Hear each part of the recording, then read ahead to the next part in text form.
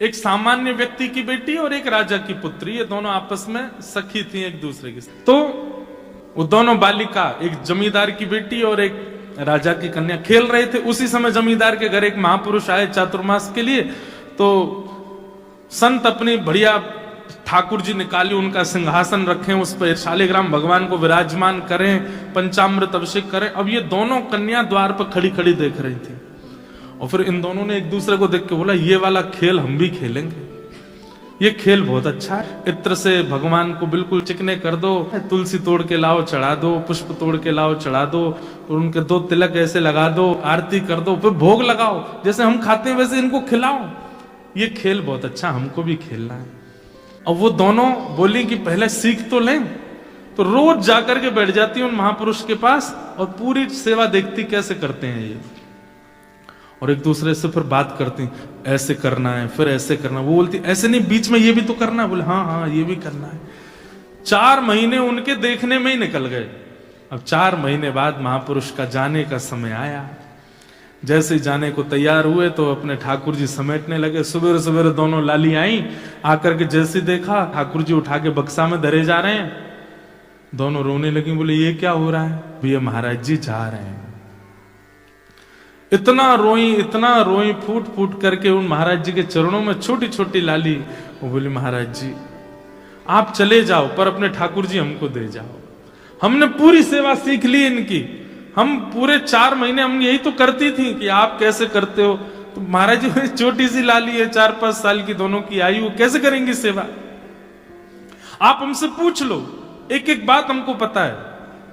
सुबह इतने बजे उठाना है, फिर उसके बाद ठाकुर जी को दूध का भोग लगाना है, दूध के भोग के बाद फिर उनको गर्म जल से स्नान कराना है, फिर पंचामृत से स्नान कराना है, फिर शुद्ध वस्त्र से पहुंच करके इत्र लगाना है, फिर तिलक लगाना है, फिर उसके बाद ठाकुर जी को तुलसी अर्पित करनी है, फिर पुष्प चढ़ाना है, फिर भोग बना करके पधराना है। सब आता है हमको, आप अपने ठाकुर जी हमको दे जाओ। कोई अपने ठाकुर जी कैसे दे सकता है? महाराज जी तो परेशान हो गए, बोले ये क्या होगा? तो महाराज जी बोले बड़ी विडंबना। तो वो जमींदार आ गया, बोले महाराज मेरी बेटी को ना दो चलेगा, ये दूसरी राजा की बेटी है, अगर इसको नहीं दिया आपने और इसने जाके कहीं शिकायत अपने पिता से कर दी तो आप भी जानते हैं कि राजा की कहां तक पहुंच है। अगला चातुर्मास देख नहीं पाओगे आप। तो बोले हम तो गलत फंस गए। और बोलिए सुनिए, अगर आपने राजा की कन्या को दे दिया और मेरी कन्या को नहीं मिले तो फिर इन दोनों में वैसे कलेश चलेगा, तो राजा मेरी पुत्री और मुझको नगर से बाहर कर देंगे। बोले तुम जब तक यहां रहोगे कलेश करेगी तुम्हारी बेटी की, मुझे दो तो तुम भी बाहर जाओ और हम महाराज सब बिगड़ जाएगा। ठाकुर जी तो फिर आ जाएंगे जीवन में, इनको दे जाओ हमारी बेटियों को।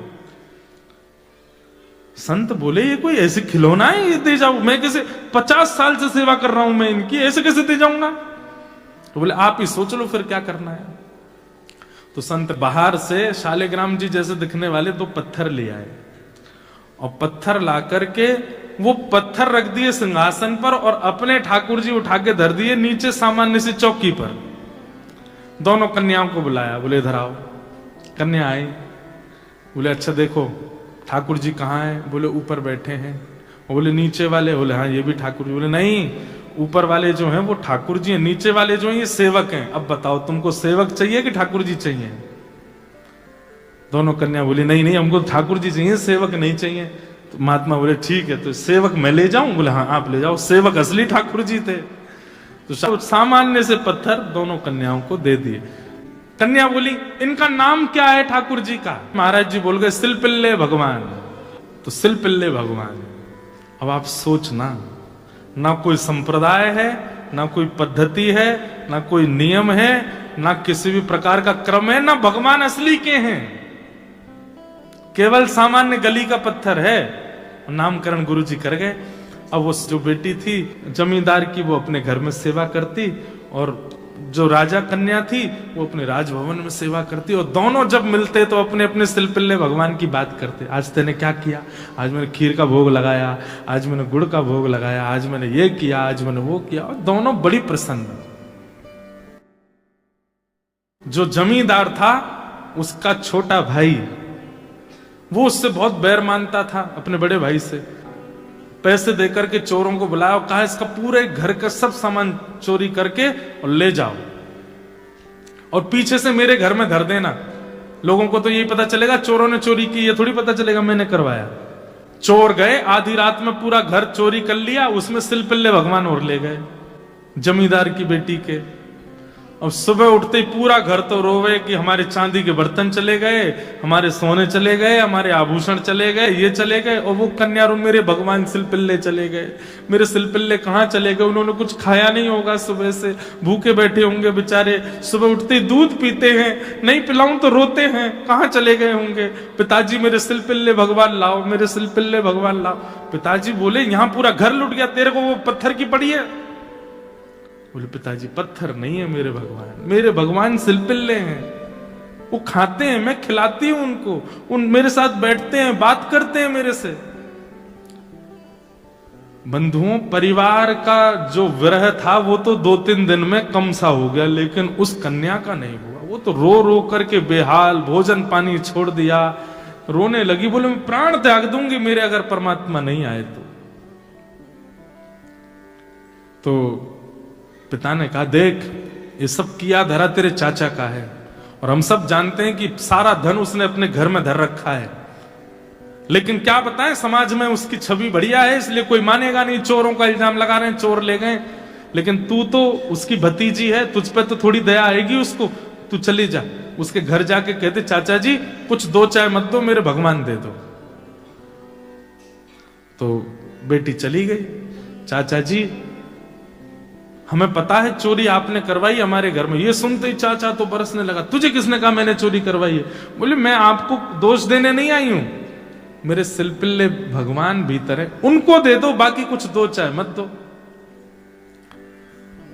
तो चाचा ने सोचा अगर मैंने सिलपिल्ले दे दिए तो प्रमाणित हो जाएगा ना कि चोरी मैंने ही करवाई है, ऐसे कैसे दे दूं?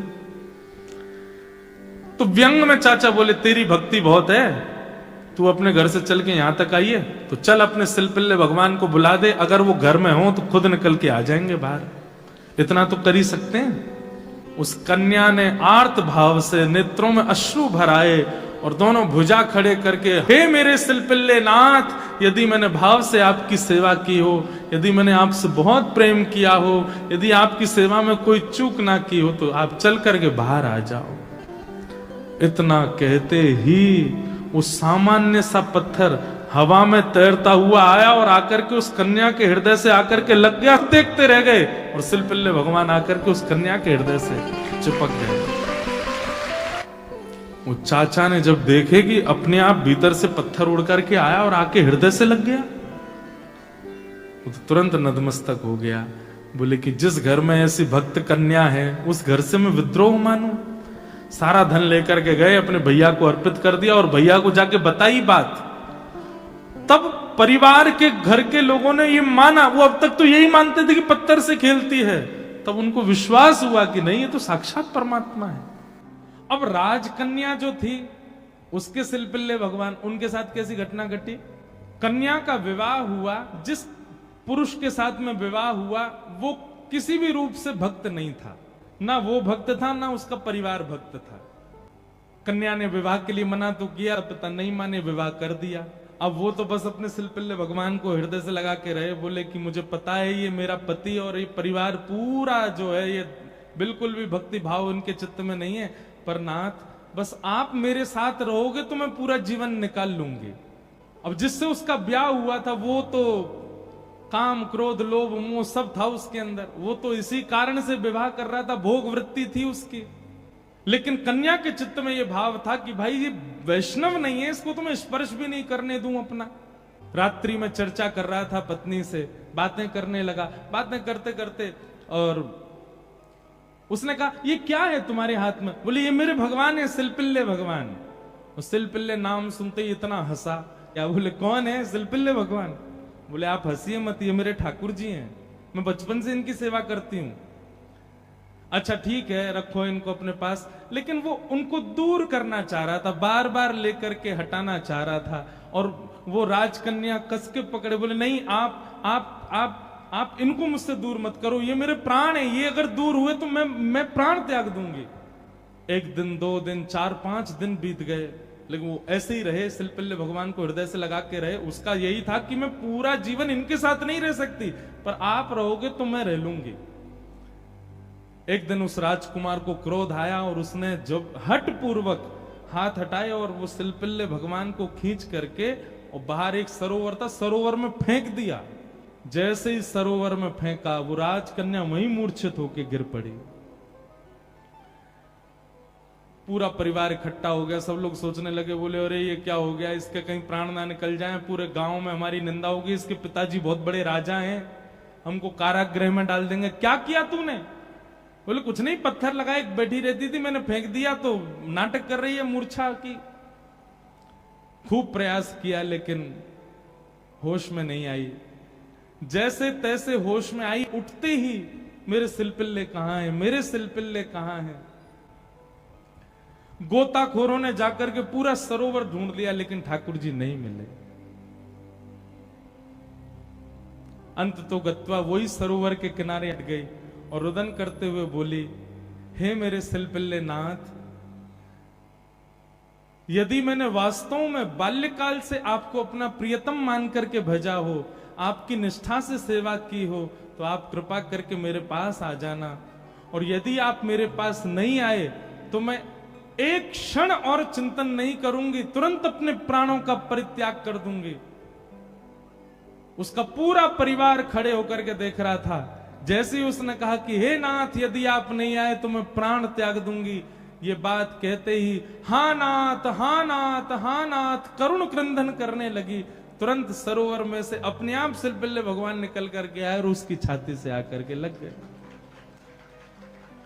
और ये दृश्य देख करके परिवार पूरा जो था वो तो नतमस्तक हो गया। सब देखते रह गए।